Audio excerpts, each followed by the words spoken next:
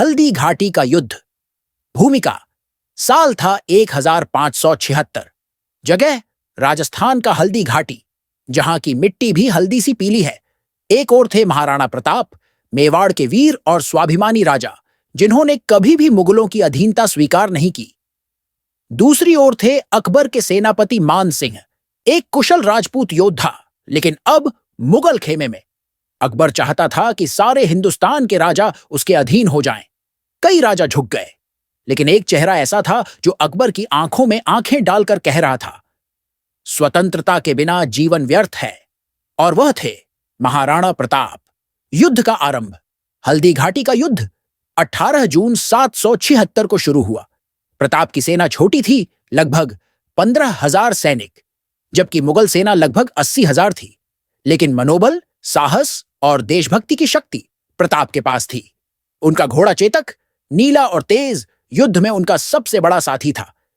चेतक ने एक हाथी पर छलांग लगाकर महाराणा को बचाया। खुद घायल हुआ, लेकिन आखिरी सांस तक दौड़ता रहा। क्या कोई जानवर भी इतना वफादार हो सकता है? चेतक इसका जीवंत प्रमाण था। युद्ध की समाप्ति। भले ही यह युद्ध निर्णायक न रहा, लेकिन यह स्पष्ट था, महाराणा प्रताप का आत्मसम्मान झुका नहीं। वो जंगलों में रहे, घास की रोटियां खाईं, लेकिन कभी मुगलों के सामने सिर नहीं झुकाया। उन्होंने कहा था, मैं घास की रोटी खा लूंगा, लेकिन अपनी मातृभूमि को किसी के अधीन नहीं करूंगा। और अंततः वर्षों बाद उन्होंने अधिकांश मेवाड़ को फिर से आजाद कराया। इस कहानी से हमें क्या सीख मिलती है? 1. आत्मसम्मान सबसे बड़ी दौलत है। L2. संघर्ष, चाहे जितना बड़ा हो, साहस से जीत संभव है। 3. सच्चा नेता वो होता है जो कठिन समय में भी झुके नहीं। 4. एक घोड़ा भी अगर निष्ठावान हो तो इतिहास में अमर हो सकता है। समापन।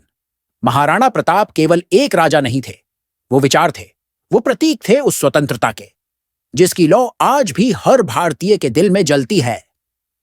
आइए हम सब उनके जैसे दृढ़ निश्चयी, स्वाभिमानी और राष्ट्रभक्त बनने का संकल्प लें।